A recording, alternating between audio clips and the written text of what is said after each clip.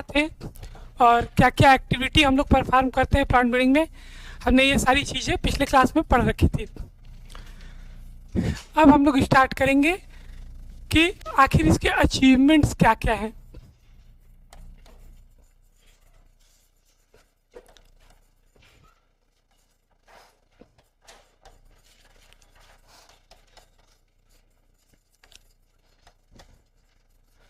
Achievements of plant breeding की बात हम लोग करते हैं, तो अचीवमेंट्स में हम लोग मेन अचीवमेंट से जाने से पहले थोड़ी एक हिस्ट्री की बात कर लेते हैं कि आखिर प्लांट ब्रीडिंग की शुरुआत में किस तरीके से स्टार्ट हुआ था। तो जब हम बात करते हैं शुरुआत की, तो लगभग 7th BC के आसपास, 7th BC में जो आज का सीरिया और ईरान वाला जगह है, जिसे उस टाइम बेबीलोन कहते थे, जिसे बेबीलोन कहते थे, और उसके आसपास का एरिया जिसे असेरेनिया कहते थे। तो बेबीलोन में क्या हुआ था कि डेट पाम की खेती, आज भी जानते हैं कि इराक ईरान वाले जगह में ही ज़्यादातर डेट पाम की खेती होती है, खजूर की खेती होती है। तो जब खजूर की बात करते हैं तो खजूर का पौधा होता कैसा है, अगर हम इसके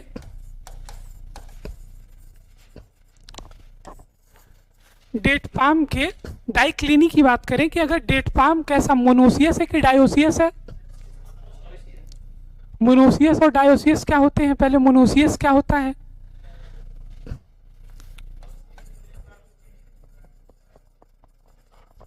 हम मोनोएसी किसे कहेंगे और डायोएसी किसे कहेंगे। मोनो का मतलब क्या हुआ, सिंगल। सुनो, मोनो का क्या है, सिंगल। सिंगल का मतलब कि दोनों जो प्लांट के दोनों मेल पार्ट और फीमेल पार्ट जो है, जो दोनों सेक्स ऑर्गन है, वो दोनों अगर एक ही प्लांट पे पाए जा रहे हैं, दोनों मेल पार्ट और फीमेल रिप्रोडक्टिव पार्ट एक ही प्लांट पे पाए जा रहे हैं, तो उन्हें हम क्या कहेंगे, मोनोसियस।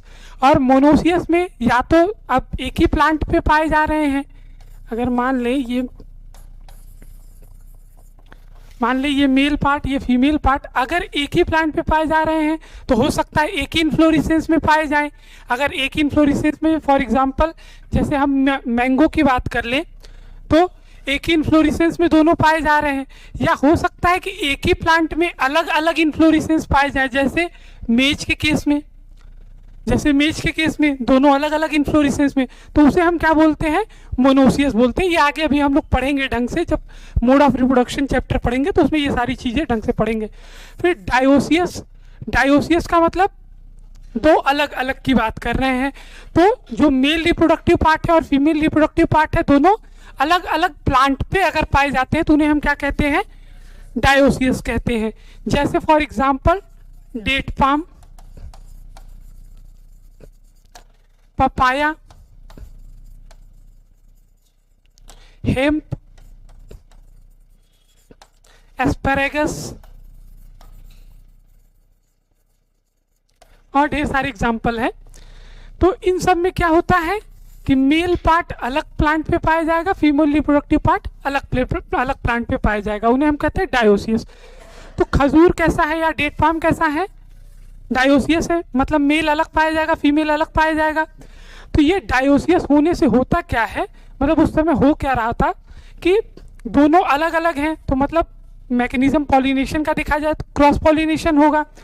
अब क्रॉस पॉलिनेशन की किसी लिए, मतलब क्रॉस पॉलिनेशन को करने के लिए किसी न किसी मीडियम की आवश्यकता पड़ेगी। तो ये देखा जा रहा था कि जो फ्रूटिंग हो रही थी डेट पाम में वो कम हो रही थी, और उन्होंने ऑब्जर्व ये किया था कि अगर किसी तरीके से जब हम मतलब कुछ पॉलन का, मतलब उस समय पॉलन का तो ऐसा कुछ नहीं था, मतलब पॉलन की जगह कि कोई मटेरियल एक पौधे से दूसरे पौधे तक अगर ट्रांसफ़र हो रहा था तो फ्रूटिंग बढ़ जा रही थी।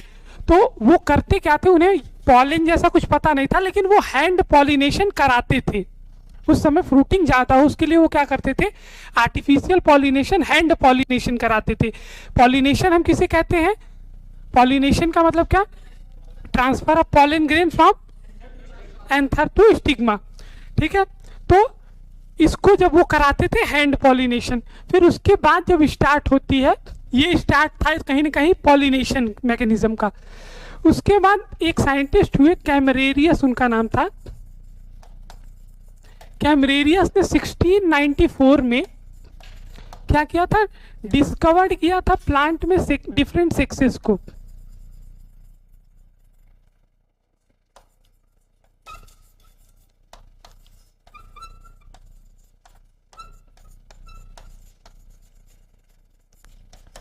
क्या डिस्कवर किया था, प्लांट में डिफरेंट सेक्सेस को, मतलब मेल पार्ट कौन सा है और फीमेल पार्ट कौन सा है।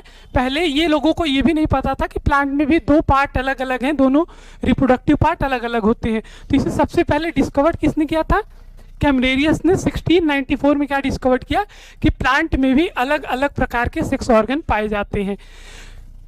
ये तो बात हो गई। इसके बाद फिर इसके बाद क्या था, 1774 में 1717 में 1717 की बात करें तो 1717 में पहली बार क्या हुआ, एक साइंटिस्ट हुए, उनका क्या नाम था, थॉमस फेयरचाइल्ड।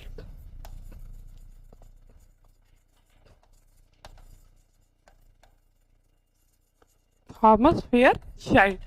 थॉमस फेयरचाइल्ड ने क्या किया, थॉमस फेयरचाइल्ड ने पहला आर्टिफिशियल हाइब्रिडाइजेशन क्रिएट कराया। पहला आर्टिफिशियली हाइब्रिडाइजेशन किसने क्रिएट कराया, थॉमस फेयरचाइल्ड ने। इन्होंने किया क्या, या कह ले पहला first artificial hybrid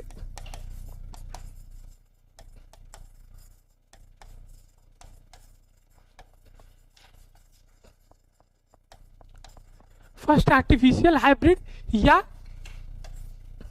first interspecific cross कराए।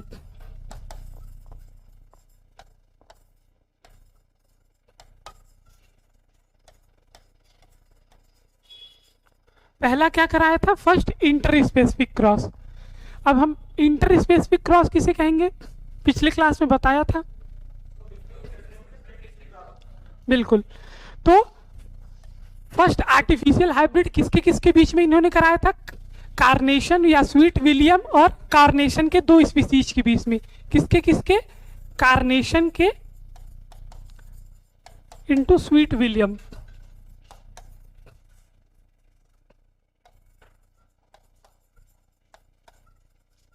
कार्नेशन की दो स्पीसीज, दोनों डायंथस की थी। कौन कौन, डायंथस बारबेटस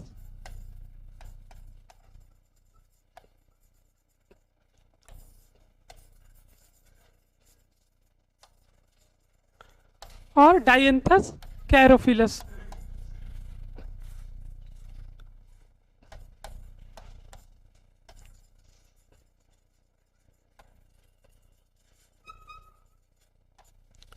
ठीक है, और ये जो क्रॉस का प्रोडक्ट इनका मिला था, इसी को नाम देते हैं, कहीं कहीं कहा जाता है फेयरचाइल्ड म्यूल।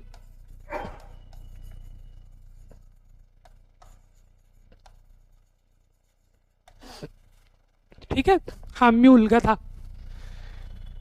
ठीक है, तो फर्स्ट आर्टिफिशियल हाइब्रिड या पहला इंटर स्पेसिफिक क्रॉस किसने बनाया था, थॉमस फेयरचाइल्ड ने 1717 में। 1717 में किसके किसके बीच में क्रॉस कराया था, ये कहीं कहीं उल्टा भी मिलता है, स्वीट विलियम इंटू कार्नेशन, या कहीं कहीं मिलता है कार्नेशन इंटू स्वीट विलियम। ठीक है, तो ये अलग अलग किताबों में अलग अलग और अलग अलग रिसर्च पेपर में भी अलग अलग दिखाई देता है, लेकिन ये है generally carnation into sweet William का क्रॉस। ये कार्नेशन की दो अलग अलग स्पीसीज थी, कौन कौन, डायंथस बारबेटस और डायंथस कैरोफिलस। ठीक है, और इसके क्रॉस को बोलते हैं, जो इनका प्रोडक्ट मिला था उसे बोलते हैं फेयरचाइल्ड म्यूल। इसे नोट कर लीजिए क्योंकि ये पूछता है कहीं कहीं।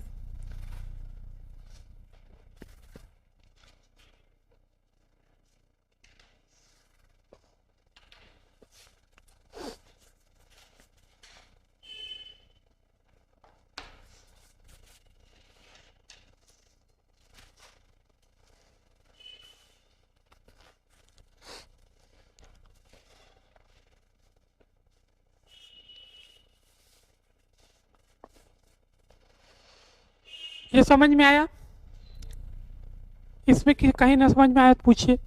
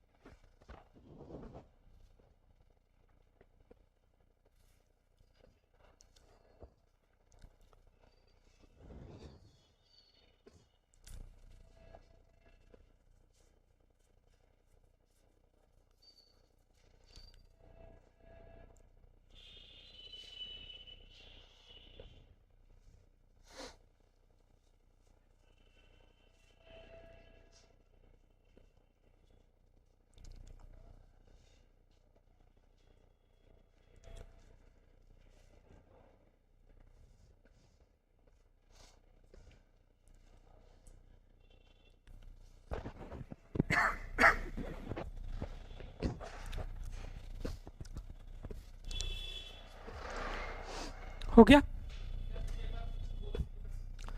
फर्स्ट आर्टिफिशियल हाइब्रिड या first interspecific cross carnation into sweet William, Dianthus barbatus into Dianthus कैरियोफिलस,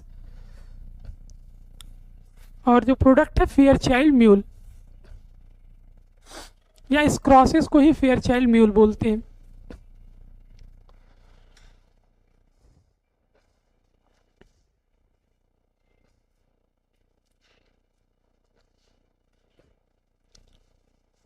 हो गया।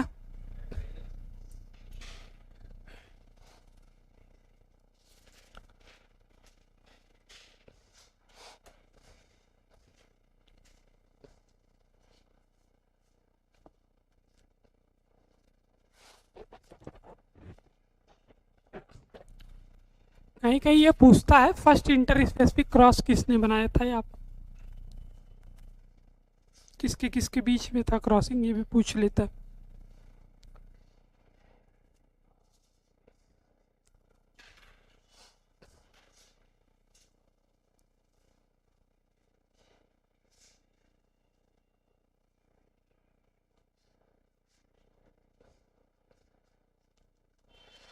हो गया।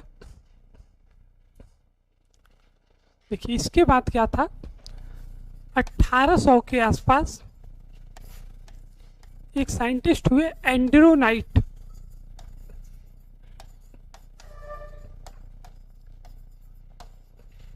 इनका नाम आपने पढ़ा होगा पोमोलॉजी में, एंड्रू नाइट, ठीक, फादर ऑफ पोमोलॉजी भी शायद इन्हें कहते हैं। इन्होंने किया क्या था, ढेर सारे, या कहते हैं कि ये फर्स्ट आर्टिफिशियल हाइब्रिड क्रिएट किए थे किसमें, फ्रूट क्रॉप में। इन्होंने ढेर सारा क्रॉसेस, अलग अलग क्रॉसेस, डिफरेंट क्रॉसेस बनाए थे किसमें, फ्रूट क्रॉसेस, मतलब फ्रूट क्रॉप्स में।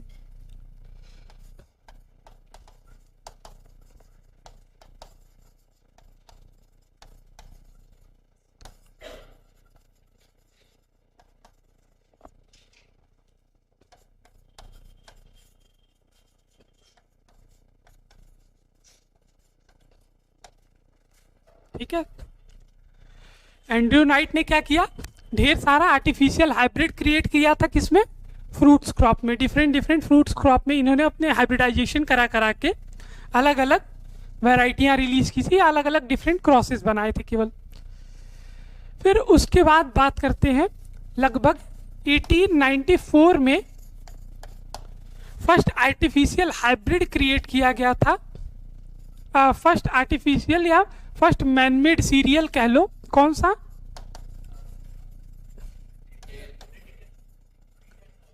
ठीक है, ट्रिटिकल।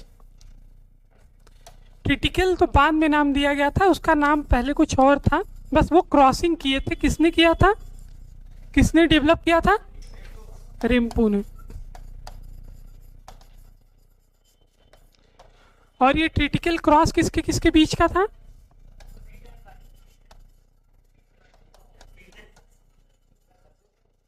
वीट एंड ड्राई, ट्रिटिका मेस्टिवम और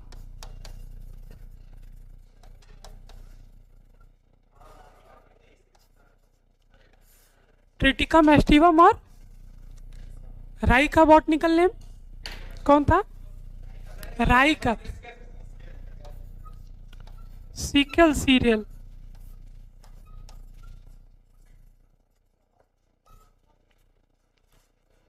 किसके किसके बीच में क्रॉस था, ट्रिटिका मेस्टिवम और सीकल सीरियल के बीच में।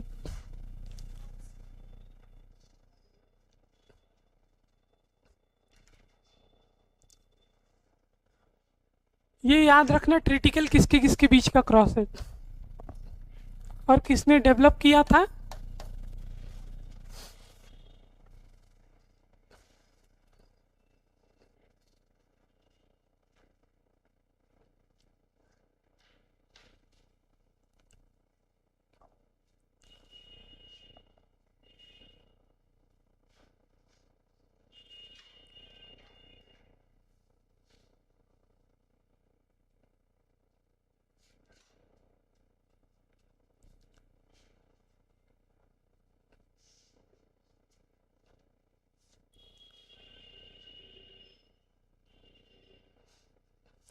हो गया।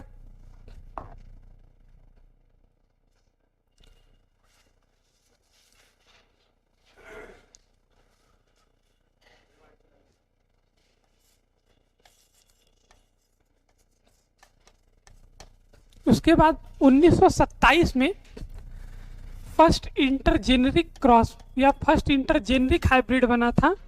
हाँ,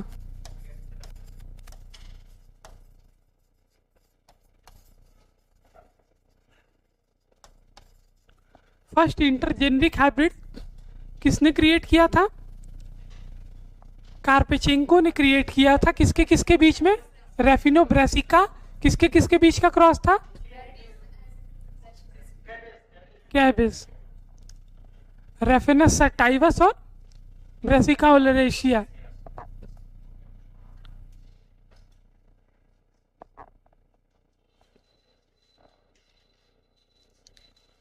हो गया ये?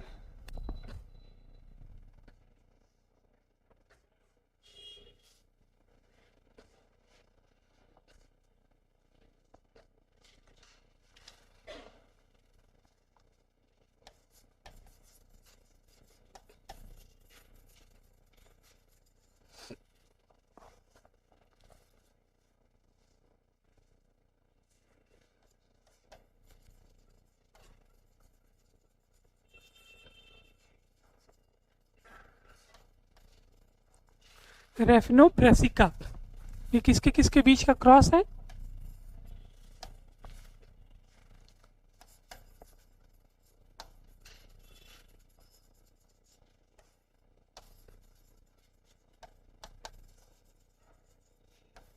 रेफिनस सटाइवस और ब्रेसिका ओलरेशिया।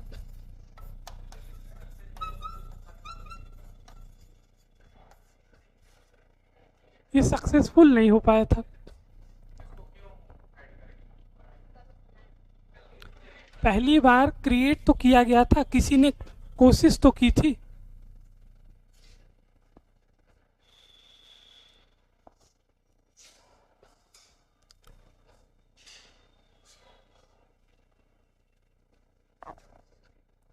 हिस्ट्री क्यों पढ़ते हो? हिस्ट्री क्यों पढ़ते हो?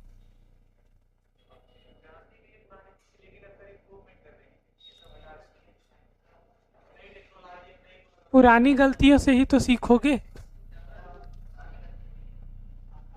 जो ऐसे तुम लोग कर चुके हो, जो पुरानी गलतियां, अब उसी को सुधारोगे तो जो अतीत की बातें उसी से तो सीख के सुधारोगे।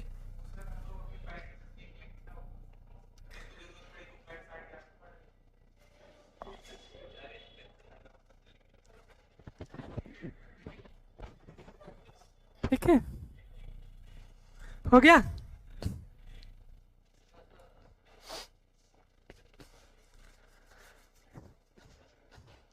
फर्स्ट सोमैटिक हाइब्रिड किसने क्रिएट किया था?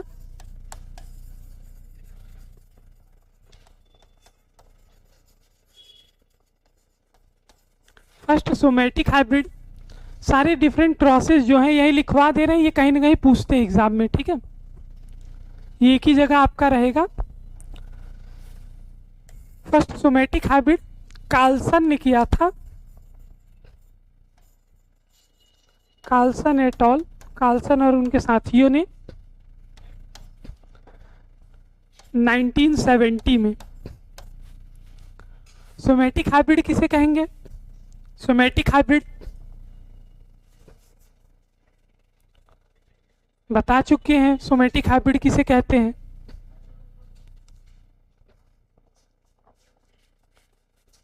सोमैटिक हाइब्रिड प्रोटोप्लास्ट फ्यूजन बताए थे। प्रोटोप्लास्ट किसे कहते हैं? Cell without cell wall.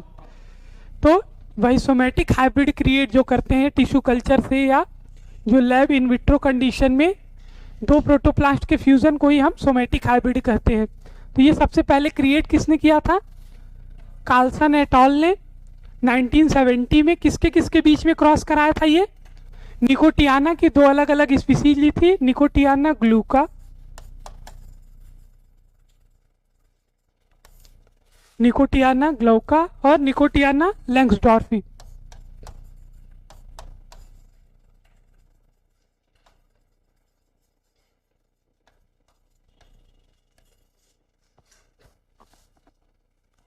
ठीक है,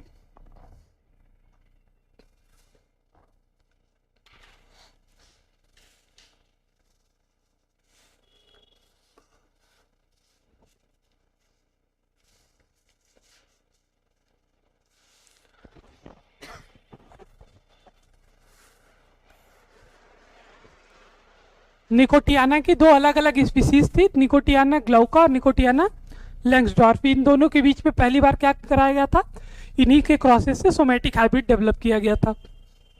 ये हो गया।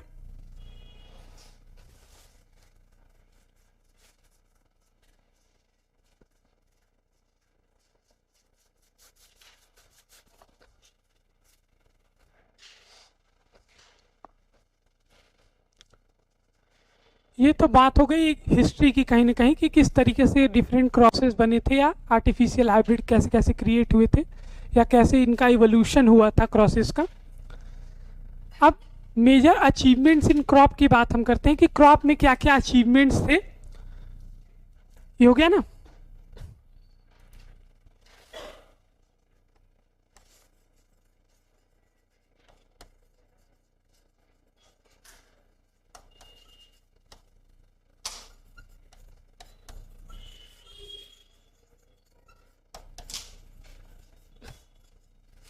अचीवमेंट्स इन डिफरेंट क्रॉप्स की हम बात करते हैं। सबसे पहले ड्वार्फिंग जीन की बात करेंगे, किस तरीके से क्रॉप में ड्वार्फनेस, तो राइस और वीट की बात करते हैं।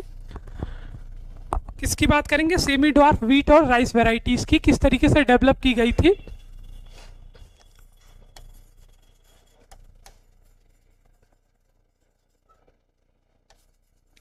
और उसमें भी हम पहले बात करेंगे वीट की कि सेमी ड्वार्फ वीट कैसे डेवलप किए गए थे। तो सेमी ड्वार्फ वीट की अगर बात करें तो पहले जो जनरली वीट की खेती होती थी या वीट का कल्टीवेशन होता था, तो जनरल वीट के प्लांट की हाइट कितनी होती थी, लगभग 150 सेंटीमीटर टू 180 सेंटीमीटर, लगभग 5 से 6 फीट तक के, ठीक है, 5 से 6 फीट तक के प्लांट उनके वेरी करते थे जो वीट की वेराइटीज थी। उसके बाद क्या हुआ कि हमने ड्वार्फिंग जीन खोजा और ड्वार्फिंग जीन के मदद से जब ड्वार्फिंग जीन को ट्रांसफ़र करके, और आज जो जनरली वीट की वैरायटीज़ हैं उनकी जनरल हाइट कितनी है, उनकी जनरल हाइट लगभग कितनी है,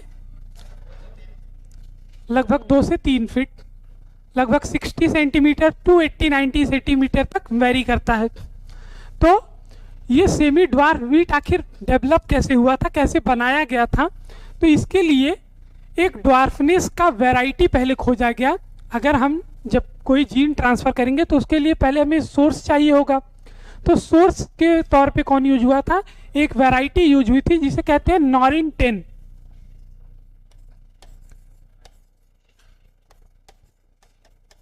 वैरायटी कौन सी थी, नॉरिन 10। लोग सोचते हैं ये जीन है, ड्वार्फिंग का जीन, ये जीन नहीं है, ये वैरायटी थी नॉरिन 10। अगर इस नॉरिन 10 के डेवलपमेंट की बात करें, आखिर ये नॉरिन 10 भी तो कहीं से आया होगा, तो ये नॉरिन 10 भी डेवलप किया गया था जापान में, ठीक है। ये नॉरिन 10 के डेवलपमेंट की थोड़ी कहानी सुन लो कैसे ये डेवलप हुई थी। एक रिसर्च पेपर है न्यू वेराइटीज़ ऑफ वीट करके, न्यू वेराइटीज़ ऑफ वीट 1935 में ये पेपर पब्लिश हुआ था। इस पेपर में, पेपर का नाम ऐसे कहीं पूछेगा नहीं लेकिन जान लो,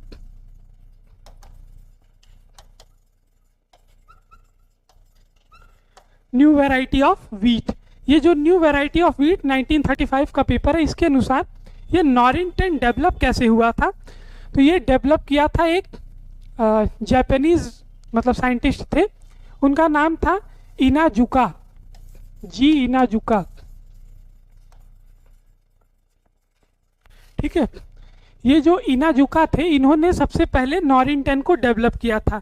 ये नॉरिन 10 को डेवलप कैसे किया था, जापान में एक जगह है कोन्सू, कोन्सू नामक जगह पे जापान एग्रीकल्चर मिनिस्ट्री की मतलब रिसर्च फॉर्म था, वहीं पे ये एक ब्रीडिंग प्रोग्राम डेवलप कर रहे थे।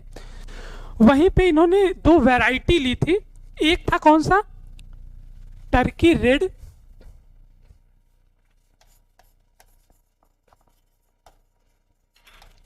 एक वैरायटी थी टर्की रेड, और इसका क्रॉस इन्होंने कराया था किससे, फाल्ज दरूमा से।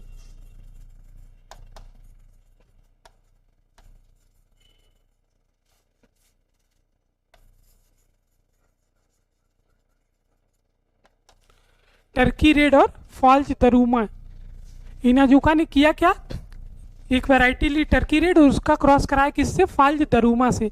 ये माना जाता है कि ये फाल्ज दरूमा जो है ये भी एक क्रॉस वैरायटी थी, एक अमेरिकन वैरायटी की और एक जापानीज वैरायटी की। ये जो फाल दरूमा थी ये किसका किसका क्रॉस था? एक अमेरिकन और एक जापानीज वैरायटी का क्रॉस था। ये टर्की रेड को जब फाल दरूमा से ये क्रॉस करा रहे थे तो ये टर्की रेड की जनरल हाइट थी लगभग 145 सेंटीमीटर। जो टर्की रेड था उसका एवरेज हाइट था 145 सेंटीमीटर और फाल दरूमा की हाइट थी 127 सेंटीमीटर। इसकी एवरेज हाइट 127 सेंटीमीटर, इसकी एवरेज हाइट 145 सेंटीमीटर। जब इन दोनों के क्रॉस कराए गए और क्रॉसिंग के बाद जो आगे की जनरेशन फर्दर आई तो उसमें सेग्रीगेटिंग जनरेशन को इन्हें देखना था। जब ये इसके बाद F1 इसकी आई और F1 के सेग्रीगेटिंग जनरेशन के बाद जब सारे सेल्फिंग करा के आगे के जनरेशन देखेगा तो F4 जनरेशन में इन्होंने क्या देखा? F4 जनरेशन में इन्हें कुछ अजीब सा रिजल्ट देखने को मिला। अजीब का मतलब कि कुछ ऐसी वैरायटियां मिली, सेग्रीगेटिंग लाइन कुछ ऐसी मिली जिनमें जो कि 60 सेंटीमीटर से लेके 110 सेंटीमीटर तक के बीच में वेरी कर रही थी, जिनका हाइट 60 सेंटीमीटर से 110 सेंटीमीटर हाइट तक के बीच में वेरी कर रही थी। तो इन्होंने किया क्या कि ये जो वैरायटीज थी जिनकी हाइट 60 सेंटीमीटर टू 110 सेंटीमीटर के बीच में वेरी कर रही थी, इसका इन्होंने सिलेक्शन किया और सिलेक्शन करके जो लोकल वहाँ के रिसर्च सेंटर थे वहाँ पे भेज दिया फर्दर आगे इसको प्रोसीड करने के लिए। तो जब वहाँ पे उन्होंने किया तो पाया क्या कि इस वैरायटी के लिए या ये जो हाइट अचानक से देख रहे हो 145 सेंटीमीटर 127 सेंटीमीटर के पेरेंट थे, लेकिन जो इनकी प्रोजनीज थी उनकी हाइट क्या है? 60 सेंटीमीटर, लगभग इनके आधे से भी आधा, मतलब आधे से भी कम। तो फिर जब इसमें सिलेक्शन किया गया था तो और सिलेक्शन करके क्या किया गया कि 3 अलग अलग और इसके पीछे रिस्पॉन्सिबल देखा गया। तो इसके ये हाइट जो इतनी कम हाइट थी इसके लिए एक जीन रिस्पॉन्सिबल थी, लिंक्ड जीन थी। वो लिंक्ड जीन कौन सी थी? RH8 and PPD1। ठीक है, एक लिंक्ड जीन थी रिस्पॉन्सिबल इस हाइट के लिए, RH8 एंड PPD1। ये जो हाइट इस हाइट की थी इन्होंने 3 अलग अलग ग्रुप में इस पूरे वैरायटी को या इनकी जो सेग्रीगेटिंग लाइंस थी उनको 3 अलग अलग डिफरेंट ग्रुप्स में बांटा इनके हाइट के आधार पे। एक 60 सेंटीमीटर वाले, दूसरे 93 सेंटीमीटर के और तीसरे 110 सेंटीमीटर के। ठीक है, इनमें आगे फर्दर इसके प्रोजनीज को प्रोसीड किया गया, आगे बढ़ाया गया सेल्फिंग करा के और 3 अलग अलग वैरायटियाँ, 3 अलग अलग हाइट के वैरायटी निकाली गई। जो 60 सेंटीमीटर वाले थे उनको क्या नाम दिया गया? नॉरिन 10। जो 60 सेंटीमीटर वाले थे उनको क्या नाम दिया गया? नॉरिन 10। और फिर जो 93 वाले थे उसे दिया गया नॉरिन 61। उसे क्या नाम दिया गया? नॉरिन 61। केवल N61 हम लिख दे रहे हैं। ठीक, और 110 सेंटीमीटर वाले को क्या नाम दिया गया? नॉरिन 14। ठीक है,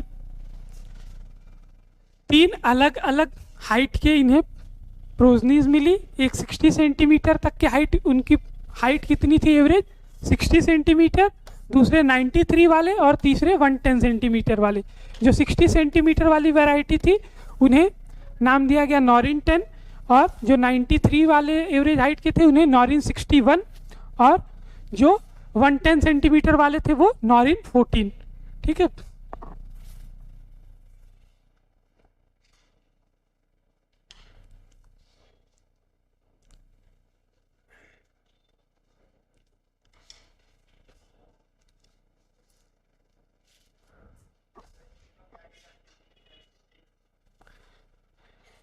कुछ नाम था इनका आगे का।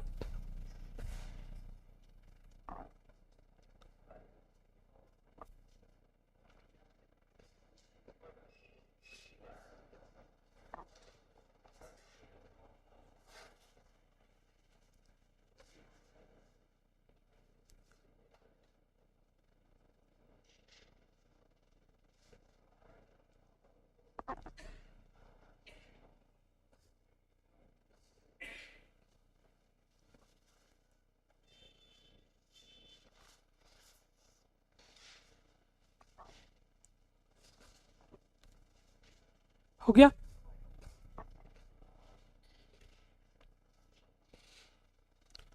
तो नॉरिन 10 किस तरीके से नॉरिन 10 का डेवलपमेंट हुआ था पता चला।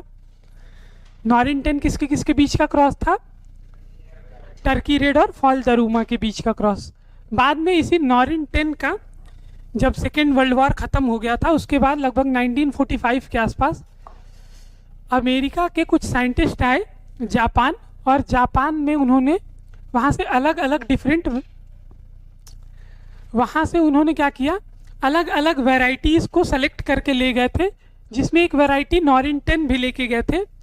तो कहीं मतलब ये सारी वो जो डॉर्फिंग जीन के सोर्स थे वो कलेक्ट करके अमेरिका ले गए, और अमेरिका में फिर बाद में वहाँ से सिमिट जो है मैक्सिको में, सिमिट कहाँ है, मैक्सिको में, तो सिमिट में एक साइंटिस्ट थे एनी बॉरलॉग, नाम सुने हो, ठीक।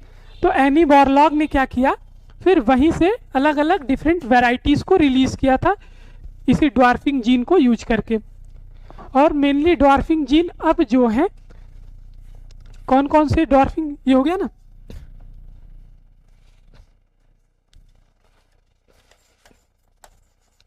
RH-T1 और RH-T2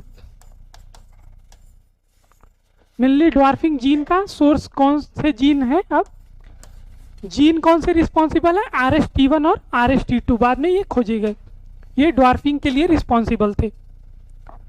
और ये नॉरिन 10 जो था, नॉरिन 10 के साथ एक अच्छी बात क्या थी कि नॉरिन 10 कोल्ड रेजिस्टेंस, डिजीज रेजिस्टेंस और क्या था इसके साथ, स्नो रेजिस्टेंस, तीनों था इसके साथ। मतलब ये नॉरिन 10 जो वैरायटी डेवलप की गई थी ये डिजीज रेजिस्टेंस, स्नो रेजिस्टेंस और कोल्ड या फ्रॉस्ट रेजिस्टेंस भी था। ये हो गया। RH8 एंड PPD1 वो लिंक्ड जीन था, ये बाद में डॉर्फिंग के ये भी खोजे गए नॉरिन 10 में ही। हाँ पूछा यही जाता है, आपको RH-T1 और RH-T2 ही जल्दी मिलेगा।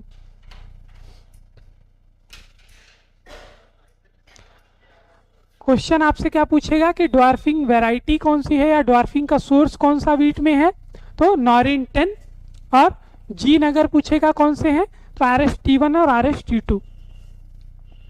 क्लियर है। लोग कंफ्यूज रहते हैं कि नॉरिन 10 क्या है, नॉरिन 10 जीन नहीं है, नॉरिन 10 वैरायटी है। ये हो गया। बाद में इसी का नॉरिन 10 वैरायटी का यूज करके एनी बॉरलॉग ने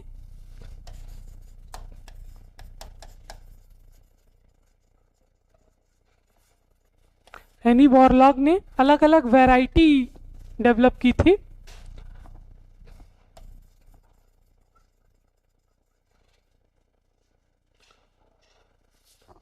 कौन कौन, कुछ वैरायटीज के नाम लिख लो, लिखना चाहो तो, जैसे लर्मा रोजो,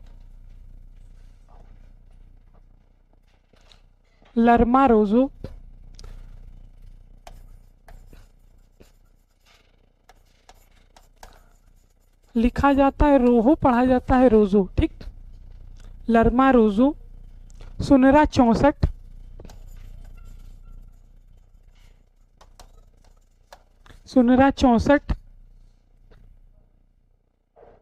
मायो 64,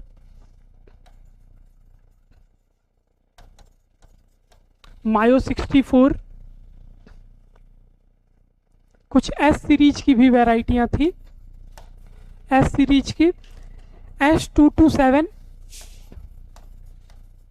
S227, S308, S308, 307, 308, 307, 381, 381। तो बॉरलॉग ने क्या किया कि इसी डॉर्फिंग जीन का यूज करके, नॉरिन 10 का यूज करके अलग डिफरेंट कई ढेर सारी semi dwarf wheat variety develop की, जैसे लर्मा रोजो, सुनरा 64, मायो 64, S227, S308, S307, S381, ठीक है। ये सब सेमी ड्वार्फ वेराइटीज़ थी वीट की। बाद में इंडिया में इन्हीं का इंट्रोडक्शन करा के, इंट्रोडक्शन से फिर कुछ डायरेक्ट इंट्रोड्यूस, प्राइमरी इंट्रोडक्शन से कुछ वैरायटी रिलीज की गई और कुछ सेकेंडरी इंट्रोडक्शन से रिलीज की गई थी, जैसे कल्याण सोना और छोटी लरमा, सरबती सोनरा, ठीक है, सोनरा 64 तो मान लो इसी से आई थी सरबती सोनरा। तो इन्हीं से इंडिया में बाद में कई वैरायटियाँ इंट्रोड्यूस की गई प्राइमरी और सेकेंडरी इंट्रोडक्शन से। क्लियर है? तो ये थी ड्वार्फिंग, मतलब वीट में किस तरीके से डेवलप किया गया था। अब उसके बाद राइस की बात करते हैं। वीट का समझ में आया?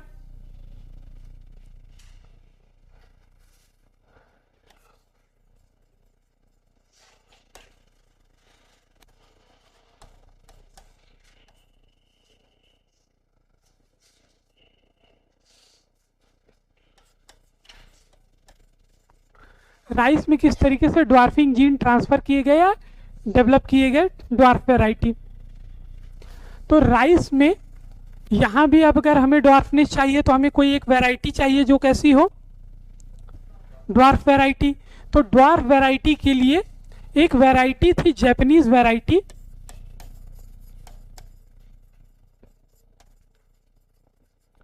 जापानीज वैरायटी कौन सी? डीजी ऊजिन।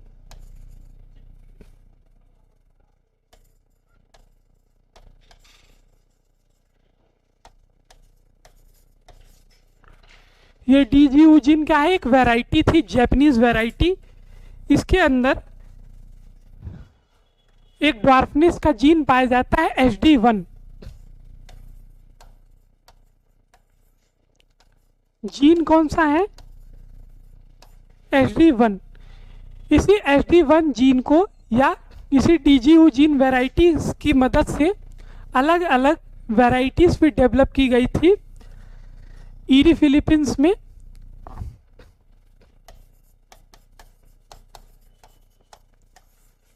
कहाँ है? फिलीपींस में, international rice research institute Manila Philippines में। तो यहाँ पे क्या किया गया था, ये डीजीयू जीन की मदद से अलग अलग वैरायटीज, मतलब मेनली पहले दो वैरायटी डेवलप की गई थी। कौन कौन? एक TN1 या ताइचुंग नेटिव 1 जिसे कहते हैं,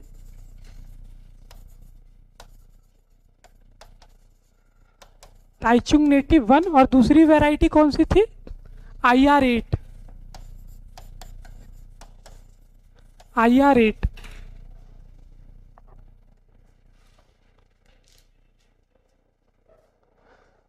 राइस में ड्वार्फनेस के लिए रिस्पॉन्सिबल वैरायटीज कौन सी है? DGU gene. जीन कौन सा रिस्पॉन्सिबल है? HD1। और ये डीजीयू जीन कैसी थी? जापानीज वैरायटी थी, मतलब राइस की जापानीज वैरायटी थी, अर्ली मैच्योरिंग वैरायटी थी। और फिर इससे दो semi dwarf wheat variety release की गई, एक TN1 ताइचुंग नेटिव 1 और दूसरी IR8। इंडिया में इनका इंट्रोडक्शन जब कराया गया था, मतलब ग्रीन रिवॉल्यूशन के टाइम में, ग्रीन रिवॉल्यूशन के टाइम में इनका इंट्रोडक्शन कराया गया। और साथ ही साथ यहाँ वीट में भी जो सारी वैरायटीज़ इंट्रोड्यूस कराई गई थी, उनके साथ एक अच्छी बात क्या थी कि वो फर्टिलाइजर रिस्पॉन्सिव थे। अगर हमें जब ग्रीन रिवॉल्यूशन में हमें एक तो हाई यील्डिंग वैरायटीज़ ने मदद की थी, आखिर ग्रीन रिवॉल्यूशन कैसे आया था इंडिया में? एक तो हाई यील्डिंग वैरायटीज़ की मदद से। हाई यील्डिंग वैरायटीज़ कैसे बनी थी? जो लॉजिंग रेजिस्टेंस की पहले दिक्कत होती थी, पहले जो पौधे लंबे हाइट के होते थे वो गिर जाते थे हवा चलने से या पानी की वजह से, तो वो हमने ड्वार्फिंग वैरायटीज़ डेवलप की। और साथ ही साथ ये वैरायटीज़ पहले फर्टिलाइज़र के प्रति रिस्पॉन्सिव नहीं होती थी, तो हमने वैरायटीज़ जो ये डेवलप हुई, ये सारी वैरायटियाँ कैसी थी? फर्टिलाइज़र रिस्पॉन्सिव थी, फर्टिलाइज़र के प्रति रिस्पॉन्स करती थी। फिर ये IR8 और ताइचुंग नेटिव 1 को भी डायरेक्ट इंडिया में इंट्रोड्यूस कर दिया गया था, मतलब ग्रीन रिवॉल्यूशन के टाइम में। बाद में क्या हुआ कि ये IR8 जो थी ये BLB के प्रति ससेप्टेबल हो गई थी, बैक्टीरियल लीफ ब्लाइट जो है बीमारी, उसके प्रति ये क्या हो गई? ससेप्टेबल हो गई। फिर हमने क्या किया, इसी की मदद से अलग अलग डिफरेंट वैरायटीज़ इंडिया में डेवलप की थी, जैसे जया, ये IR8 को क्या बोलते हैं? Miracle rice of the world. IR8 क्या है? Miracle rice of the world. और इंडिया की मिरेकल राइस कौन सी? जया। जया किसके किसके बीच की क्रॉस थी? जया किसके किसके बीच का क्रॉस था? ताइचुंग नेटिव 1 और किसके बीच का क्रॉस था? ताइचुंग नेटिव 1 और टाइप 141 T141 141। जया किसके किसके बीच का क्रॉस था? TN1 और T141 के बीच का क्रॉस। ठीक है। एक दूसरी वैरायटी थी पद्मा। पद्मा किसका किसका क्रॉस थी? इसका रेसिप्रोकल, जस्ट इसका उल्टा क्रॉस करा दो। T141 और TN1। पद्मा किसका किसका क्रॉस था? T141 और TN1। हमेशा क्रॉस में पहले क्या लिखा जाता है? कौन सा पेरेंट? फीमेल पेरेंट, और बाद में मेल पेरेंट। अगर हम इसको उल्टा लिख दें तो ये पूरा का पूरा क्रॉस चेंज हो जाएगा।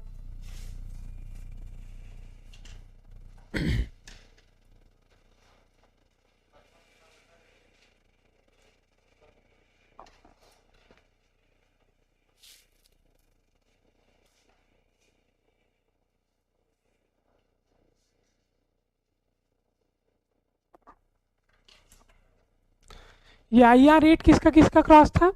ये भी जानना चाहो तो ये था DG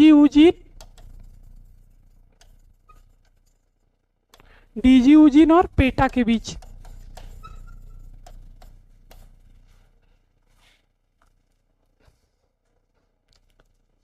IR8 किसके किसके बीच का क्रॉस था? DG यूजीन और पेटा।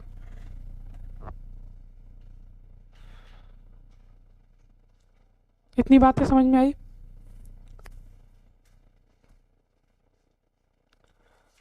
ये हो गया। पहले पूछेगा ड्वार्फिंग के लिए रिस्पॉन्सिबल वैरायटी कौन सी है? राइस में ड्वार्फनेस के लिए ड्वार्फनेस की रिस्पॉन्सिबल वैरायटी कौन सी है, या ड्वार्फिंग का सोर्स कौन सा है? DG Eugene. फिर जीन अगर पूछ सकता है कि जीन कौन से रिस्पॉन्सिबल है? SD1। IR8 किसके किसके बीच का क्रॉस है? DG यूजीन और पेटा के बीच का। फिर या तो ये DG यूजीन जो है ये कैसी वैरायटी है? जैपनीज वैरायटी है। फिर जया किसके किसके बीच का क्रॉस है? TN1 और T141 का। या पद्मा किसका किसका क्रॉस है? ठीक है। तो इसी तरीके से इससे क्वेश्चन बनते हैं। ये हो गया। तो ये हो गई ड्वार्फिंग के लिए किस तरीके से हमने ड्वार्फनेस की वैरायटी को डेवलप किया था राइस में और व्हीट में। उसके बाद आते हैं, ये हो गया ना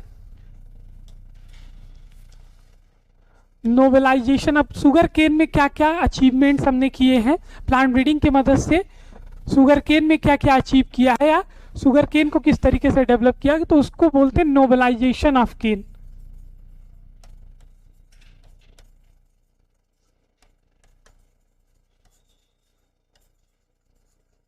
नोबलाइजेशन of cane. Nobilisation of cane में क्या होता है? नोबलाइजेशन में अगर हम बात करें पहले जनरली शुगर केन की, तो शुगर केन की कुछ कल्टीवेटेड वैरायटीज हैं और कुछ वाइल्ड वैरायटीज।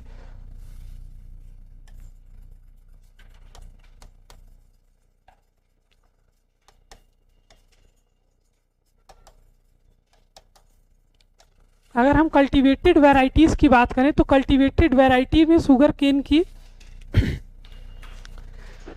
सैकरम ऑफिसिनेरम पहला,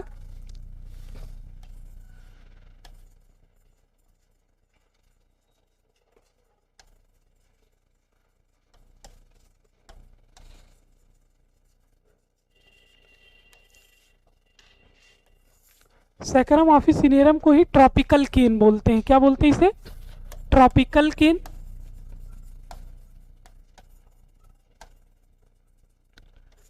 ट्रॉपिकल केन। सैकरम ऑफिसिनेरम का क्रोमोसोम नंबर कितना होता है? 80 होता है, ठीक है। सैकरम ऑफिसिनेरम क्या है, ये ट्रॉपिक्स जो ट्रॉपिकल एरिया है उनके लिए सूटेबल था। इसके साथ क्या था कि अगर इसकी बात की जाए तो ये थिक होता था, मतलब इसके स्टेम जो होते थे थिक या स्टाउट स्टेम कह लें।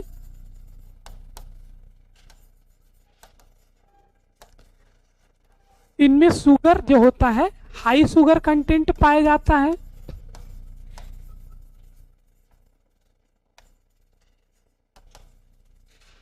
हाई शुगर कंटेंट और हाई यील्डिंग वेराइटीज थी ये, मतलब ये इनकी यील्ड अगर बात की जाए इंडियन केन से तो ज़्यादा होती है, हाई यील्डिंग ये होती है।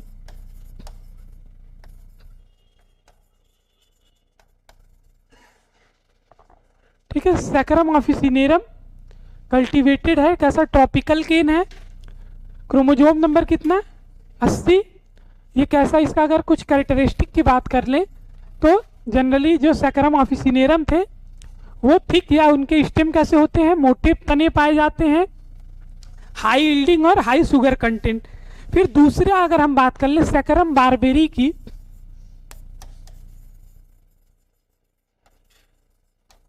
सैकरम बारबेरी या जिसे हम इंडियन केन कहते हैं,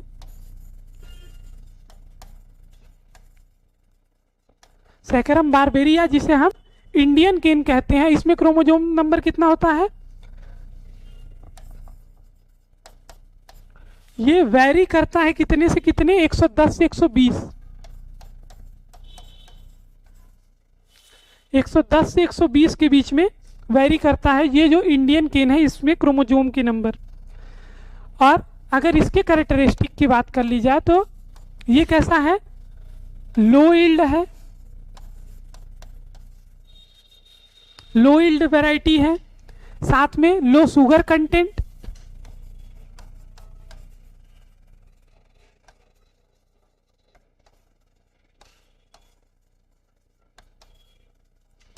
लो शुगर कंटेंट, और इसके स्टेम कैसे होते हैं, हार्डी नेचर के होते हैं।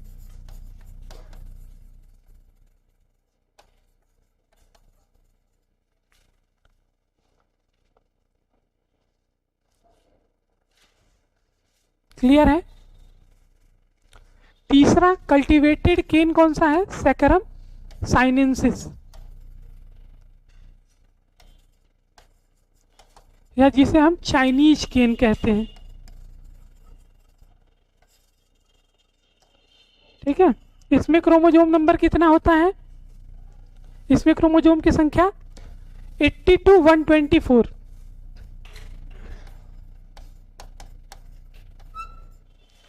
अस्सी से 124 के बीच में वेरी करती है। ये तो बात हो गई कल्टीवेटेड केन की। कौन कौन तीन अलग अलग इसकी स्पीसीज कल्टीवेटेड हैं, सैकरम ऑफिसिनेरम जिसे हम ट्रॉपिकल केन बोलते हैं, ये जनरली ट्रॉपिक्स एरिया के लिए ये वैरायटी थी तो अच्छी, और साथ में यहाँ जब हम इंडियन केन की बात करें तो इंडियन केन के साथ क्या दिक्कत है, एक तो इसकी यील्ड कम है, दूसरा ये लो शुगर कंटेंट, और तीसरा इसके स्टेम कैसे हार्डी नेचर के हैं। तो हम सैकरम ऑफिसिनेरम जो थे ये जो नॉर्थ इंडिया था, नॉर्थ इंडियन कंडीशन के लिए ये सूटेबल नहीं हो पा रहे थे, क्योंकि नॉर्थ इंडिया में टेम्परेचर जनरली लो टेम्परेचर पाया जाता है।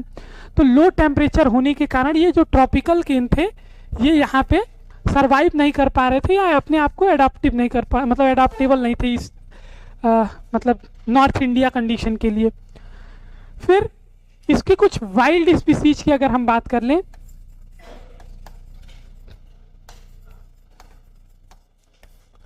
तो वाइल्ड स्पीसीज में पहला सैकरम स्पॉन्टेनियम,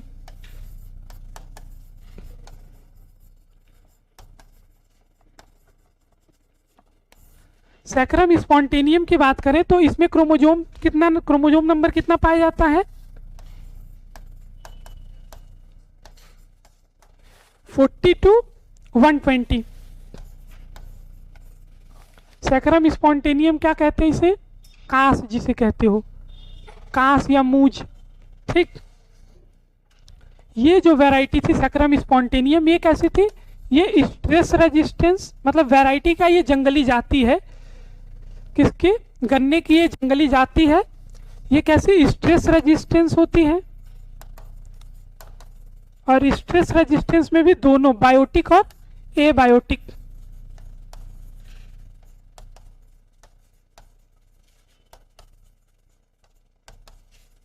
बायोटिक और एबायोटिक।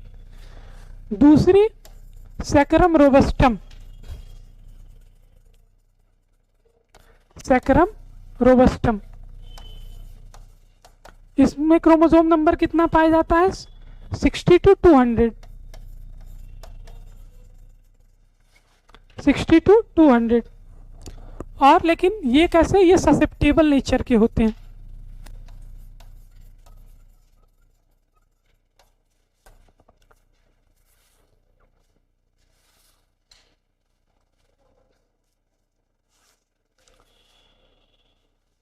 देखो दिक्कत क्या आती है कि लोग सोचते हैं नोबेलाइजेशन की जब बात करते हैं तो नोबेलाइजेशन में ये कंफ्यूज रहते हैं कि क्रॉसेस किसके किसके बीच में कराए गए थे।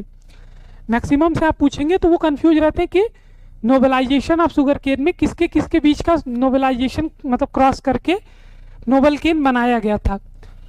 तो पहले ये सब सारी स्पीसीज अगर आप जानते रहेंगे तो आप कंफ्यूज नहीं होगे कि नोबेलाइजेशन में किसके किसके बीच का क्रॉस है या किसके किसके बीच का नोबेलाइजेशन है। ये हो गया। देखिए था क्या कि अपने इंडिया में या नॉर्थ इंडिया में कौन सी स्पीसीज हम लोग उगाते थे? Saccharum barberry. सैकरम बारबेरी के साथ क्या दिक्कत थी कि सैकरम बारबेरी कैसा है? लो यील्ड है, लो शुगर कंटेंट है और हार्ड स्टेम इसके पाए जाते हैं। सैकरम ऑफिसिनेरम है तो अच्छा सब कुछ, लेकिन दिक्कत क्या है इसके साथ कि ये ट्रॉपिकल एरिया के लिए सूटेबल है और नॉर्थ इंडियन कंडीशन के लिए सूटेबल नहीं हो पा रही थी, क्योंकि नॉर्थ इंडिया में टेम्परेचर जनरली कम होते हैं। तो हुआ क्या, 1912 में लगभग 1900 के आसपास से जो ब्रिटिश गवर्नमेंट थी वो परेशान थी कि किसी तरीके से जो इंडियन केन है इनके ईल्ड को बढ़ाया जाए। तो इंडियन केन को ईल्ड को बढ़ाने के लिए उन्होंने क्या किया, 1912 में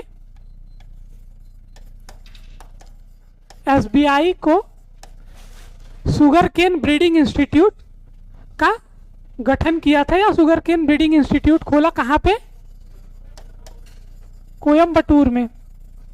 ठीक है, कोयम्बटूर में एसबीआई का गठन किया 1912 में, और यहाँ पे एक साइंटिस्ट को अपॉइंट किया, सीए बार्बर। साइंटिस्ट कौन थे? CA barber. और इनके एक असिस्टेंट इनको दिए गए, उनका नाम था टीएस वेंकट रमन।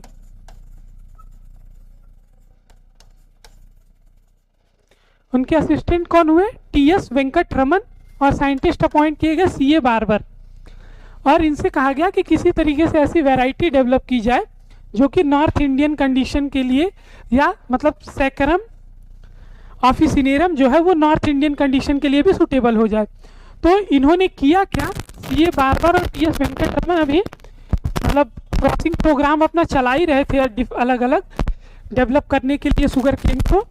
उसी टाइम क्या हुआ, ये जो सैकरम ऑफिसिनेरम था, सैकरम ऑफिसिनेरम लगभग 1914 के आसपास देखा गया कि इसमें एक बीमारी मोज़ैक, ठीक शुगर केन का जो मोज़ैक था इसका काफ़ी तेज़ी से अटैक हुआ, या इसकी वजह से मतलब अटैक की वजह से मोज़ैक की ईल्ड में काफ़ी तेज़ी से इसकी कमी आने लगी। तो ईल्ड में कमी आ रही थी और इसको दूर करने के लिए अलग अलग क्रॉसिंग प्रोग्राम पूरे वर्ल्ड में चलाए जा रहे थे। तो ये देखा गया कि जो सैकरम स्पॉन्टेनियम है उस पर इसका कोई असर नहीं हो रहा है। जो शुगर केन मोज़ैक ट्रांसफर कैसे होगा, है वायरल बीमारी, तो वायरल डिजीज है तो इसके लिए कोई कोई ट्रांसमीटर वेक्टर की आवश्यकता पड़ेगी। तो वेक्टर कौन था? एफिस मेडिस। ठीक, एफिस मेडिस जो था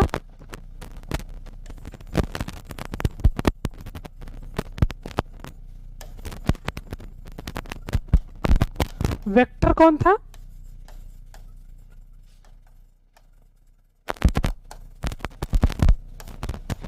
ये ट्रांसफर कर रहा था शुगर केन मोज़ैक को। तो ये देखा गया कि जो सैकरम स्पॉन्टेनियम है ये इसके प्रति क्या है, रेजिस्टेंस शो कर रहा है। तो टीएस वेंकट रमन ने क्या किया, एक क्रॉस डेवलप किया था सैकरम स्पॉन्टेनियम और सैकरम ऑफिसिनेरम और सैकरम स्पॉन्टेनियम के बीच में।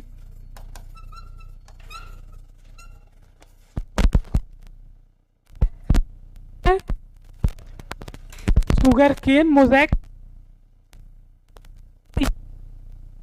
क्या किया, सैकरम स्पॉन्टेनियम और जो इसकी F1 मिले ये देखा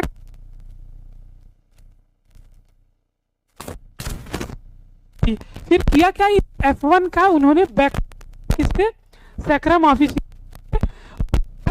3-4 बैक क्रॉस हम किसे कहते हैं, crossing of F1 with either of their parents और with either of their parents हम उसे कहते हैं क्रॉस।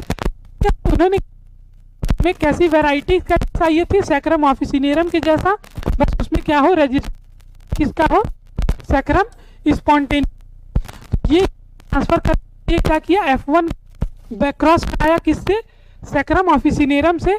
लगभग 4 से 5 बैकक्रॉस कराने के बाद तो वैरायटी डेवलप की गई। वो वैरायटी कौन सी थी, एक वैरायटी डेवलप की CO 205 और CO 285।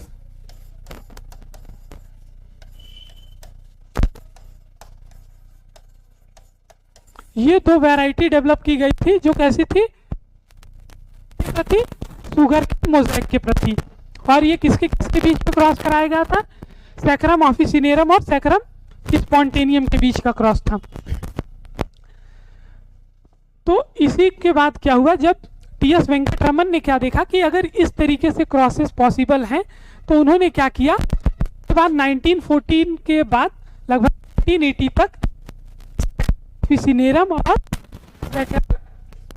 स्पॉन्टेनियम के मतलब पहले फिर 3 अलग अलग पेरेंट, कौन कौन, सैकरम ऑफिसिनेरम,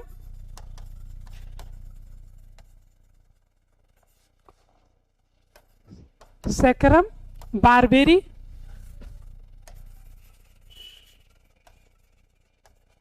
और सैकरम स्पॉन्टेनियम।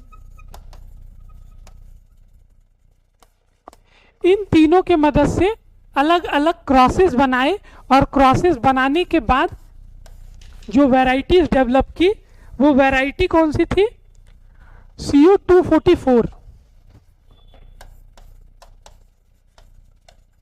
CO 244। यही CO 244 ये कैसी थी, ये रेजिस्टेंस थी, हाई यील्डिंग थी और हाई शुगर कंटेंट था। ये CO 244 कैसा था, हाई यील्डिंग थी,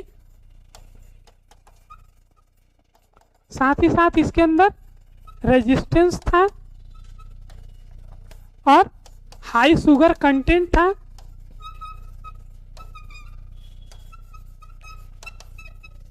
और सबसे मेन चीज क्या था इसके अंदर, कि ये नॉर्थ इंडिया कंडीशन के लिए सूटेबल थी।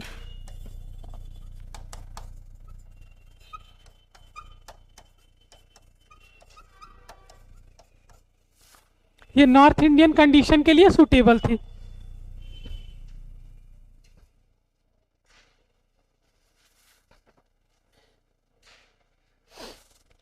ठीक है, इसी को कहते हैं नोबलाइजेशन ऑफ शुगर केन।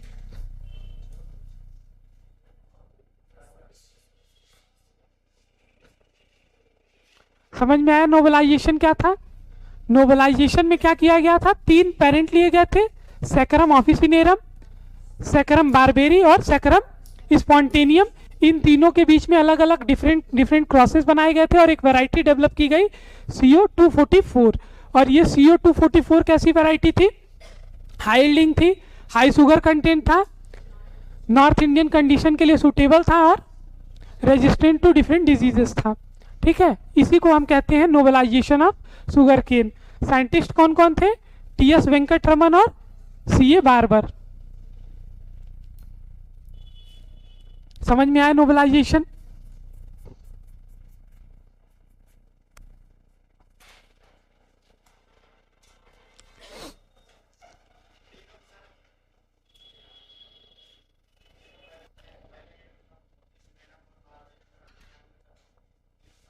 अलग अलग डिफरेंट डिफरेंट प्रोसेस बनाए गए थे।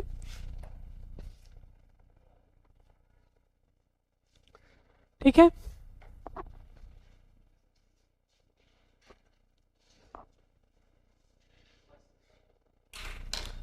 ये समझ में आया?